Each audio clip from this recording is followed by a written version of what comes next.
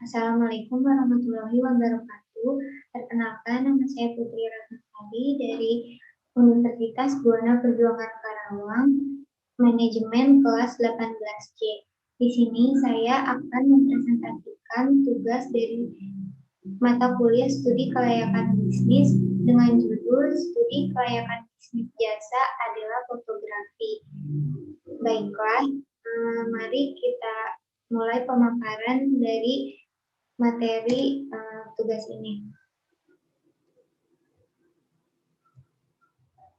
Yang pertama ada aspek legalitas, di mana kita dapat mengetahui nama usaha yaitu adalah fotografi, bentuk usahanya CV, dan untuk aspek legalitas hukumnya sebenarnya belum ada dikarenakan jasa ini masih dalam proyek bisnis, akan tetapi nanti akan dibuatkan proyek legalitas bisnisnya seperti izin usaha atau SIUP, yang kedua izin lokasi atau situ, yang ketiga izin perusahaan atau TDP, dan yang keempat NPWP.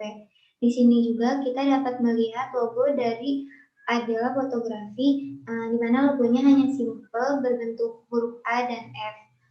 Lalu untuk lokasi kantor dari adalah fotografi ini sendiri terletak di Perumnas Bumi Teluk Jambe, Galumas Karawang. Selanjutnya yaitu aspek manajemen, di mana pemilik adalah Nurlailanti Putri, bagian pemasaran Dewi Dara Arindi, bagian pelaksana Putri Ratnasari, bagian fotografer atau yang bekerja di lapangannya adalah pemilik sendiri, yaitu adalah Nurlailanti Putri, dan bagian keuangannya adalah Ica.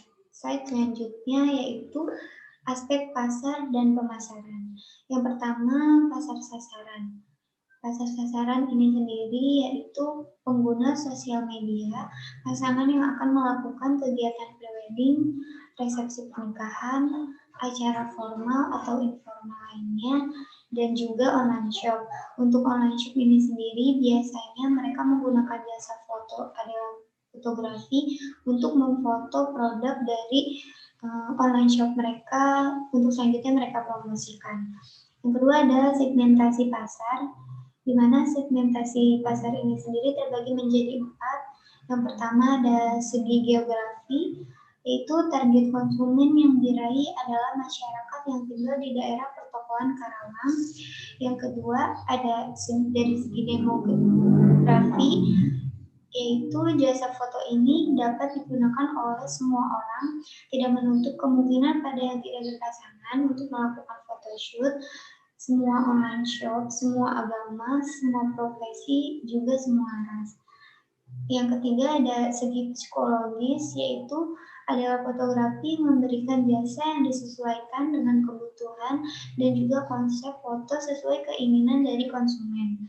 Yang keempat ada segi perilaku, yaitu adalah fotografi terus melakukan inovasi-inovasi menyesuaikan dengan keinginan konsumen yang akan terus berubah-ubah. Dimana kita ketahui juga tren semakin hari semakin banyak bermunculan tren baru, maka adalah fotografi ini sendiri berusaha untuk selalu melakukan improvement untuk terus mempertahankan bisnis jasanya ini. Selanjutnya ada dari pesaing. Pesaing dari adalah fotografi ini sendiri, yaitu pesaing yang ada di Karawang. Yang pertama dari jasa foto Infinity Visual, dan yang kedua dari Stories Fotografi. Selanjutnya ada strategi bauran pemasaran. Yang pertama produk, di mana adalah fotografi ini sendiri menyediakan berbagai jenis jasa, yaitu jasa foto prewedding, photoshoot, foto resepsi pernikahan, ataupun foto untuk online shop. Yang kedua, lokasi, yaitu di kantor di dalam perumahan yang terletak di pusat kota dan dilalui oleh angkutan umum. Jadi kantornya itu sendiri sangat mudah untuk dijangkau oleh masyarakat atau untuk orang-orang yang akan ataupun ingin membutuhkan jasa foto dari Adela ini. Yang ketiga ada harga. Di sini kita dapat melihat harga dari jasa Adela Fotografi. Yang pertama ada foto prewedding yaitu 1.500.000, photoshoot atau lamaran 700.000, foto resepsi pernikahan 2 juta, foto produk online shop atau toko offline yaitu Rp500.000. Yang keempat ada promosi. Promosi yang dilakukan Adela Fotografi ini sendiri, yang pertama ada promosi jasa, di mana Adela Fotografi tidak hanya memberikan foto berupa hard file atau foto yang sudah jadi, yang sudah dicetak, tetapi mereka juga memberikan soft file dari hasil foto yang sudah dilakukan dengan para konsumen. Yang kedua ada pemasaran interaktif melalui online, di mana pemasaran ini dilakukan oleh Adela Fotografi melalui sosial media seperti Instagram, Facebook, dan juga untuk komunikasi bisa melalui WhatsApp. Kalau untuk promosi atau memberikan contoh-contoh katalog foto sendiri, biasanya Adela Fotografi memposting promosi itu lebih banyak di Instagram karena mengingat pengguna Instagram begitu banyak dan juga begitu banyak referensi yang bisa dilihat oleh konsumen di Instagram Adela Fotografi. Yang ketiga ada pemasaran dari mulut ke mulut, di mana biasanya konsumen yang puas akan juga memberikan promosi mereka melalui mulut ke mulut dari konsumen pertama ke calon konsumen selanjutnya. Selanjutnya ada aspek teknis dan produksi. Dilihat dari kebutuhannya, kita bisa melihat ada 5 unsur. Yang pertama, pasar, kedua, bahan baku, ketiga, transportasi, 4, tenaga kerja, dan kelima, yaitu kebutuhan lainnya yang memiliki nilai ideal seperti pasar 40, bahan baku 30, transportasi 15, tenaga kerja 10, kebutuhan lainnya 5, dan jumlah idealnya adalah 100. Di sini ada 3 tempat yang menjadi kandidat untuk penempatan kantor dari Adela Fotografi. Yang pertama ada Perumnas, Johar, dan juga Adiarsa. Dan yang memiliki nilai lokasi ideal tertinggi yaitu Perumnas dengan nilai total lokasi ideal 120. Maka berdasarkan metode penilaian hasil value, maka lokasi yang tertinggi yang dipilih yaitu daerah Perumnas dengan nilai 120. Selanjutnya ada proses produksi.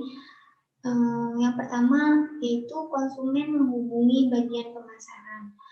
Selanjutnya, bagian pemasaran melakukan koordinasi dengan bagian pelaksanaan, lalu menentukan konsep foto, lalu setelah itu pengambilan foto.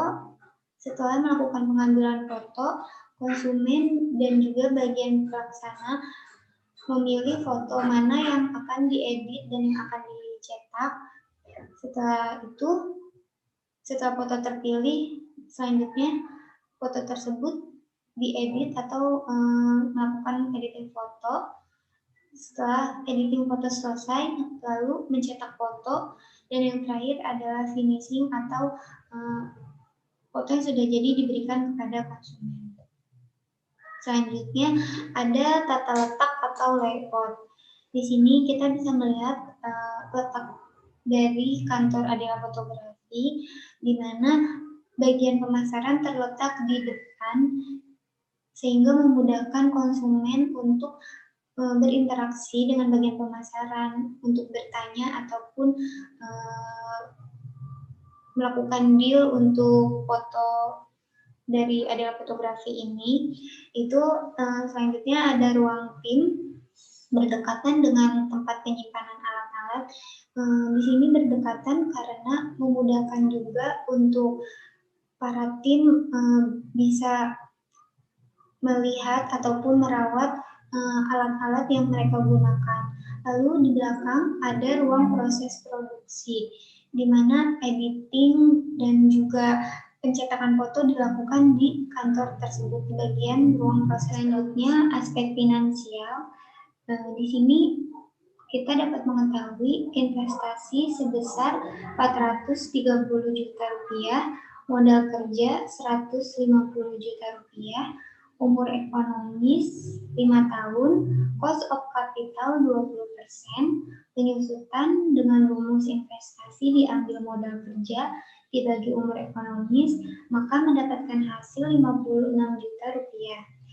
Maka dari itu kita juga dapat mengetahui arus kas atau cash flow dari adalah fotografi, di mana arus kas ini dengan periode 5 tahun, yaitu dari tahun 2020 sampai 2024. Di sini kita juga dapat melihat jumlah dari EAT atau laba setelah pajak, yaitu jumlahnya 660 juta rupiah dengan penyusutan sebesar 56 juta, maka didapatkan kas bersih dengan jumlah 940 juta rupiah dan diskon faktor atau DF 20% dengan rumus DF sama dengan 1 dibagi 1 ditambah 0,20 sama dengan 0,833.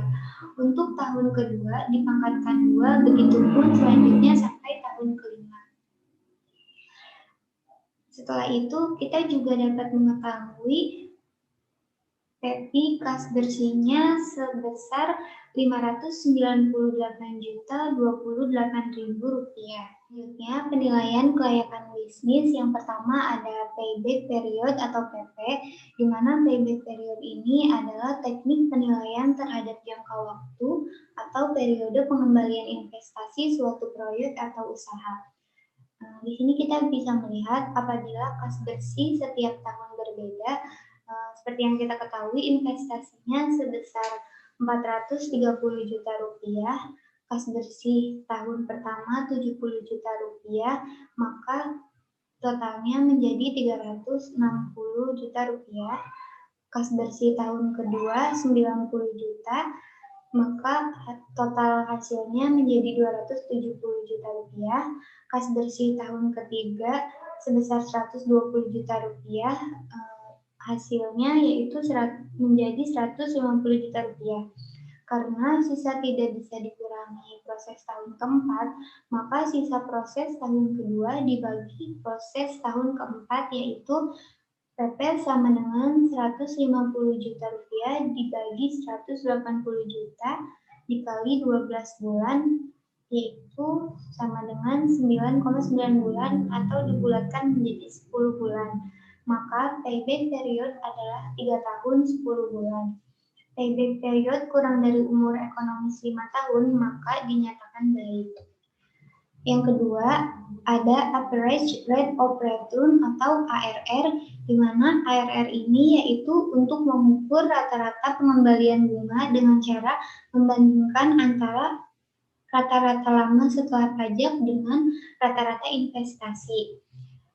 Di sini bisa kita ketahui total EAT-nya sebesar 660 juta rupiah, maka rata-rata EAT dengan rumus total EAT dibagi umur ekonomis, maka menjadi 660 juta rupiah dibagi 5, maka hasilnya menjadi 130 juta rupiah. Lalu rata-rata investasi dengan rumus investasi dibagi 2, yaitu 430 juta rupiah dibagi 2, hasilnya 215 juta rupiah. Dan ARR dengan rumus rata-rata EAT dibagi rata-rata investasi, maka didapatkan 130 juta rupiah dibagi 215 juta rupiah sama dengan 0,61 atau dibulatkan menjadi 61%. Yang ketiga yaitu Net Present Value atau NPV. NPV ini sendiri yaitu nilai bersih sekarang merupakan perbandingan antara PEPI kas bersih dan PEPI investasi selama umur investasi. Bisa kita lihat jika kas bersih tiap tahun berbeda, mulai dari periode tahun 2020 sampai 2024, maka didapatkan total PEPI kas bersih sebesar 598.028.000, total PEPI investasi sebesar 430 juta rupiah, NPV sebesar 168.028.000 rupiah, maka NPV lebih dari 0, maka usaha dinyatakan layak atau baik. Selanjutnya, yang keempat yaitu Internal Rate of Return atau IRR, di mana IRR adalah alat untuk mengukur tingkat hasil pengembalian internal. Di sini dapat kita ketahui rata-rata kas bersihnya yaitu 940 juta rupiah dibagi 5, maka hasilnya 188 juta rupiah.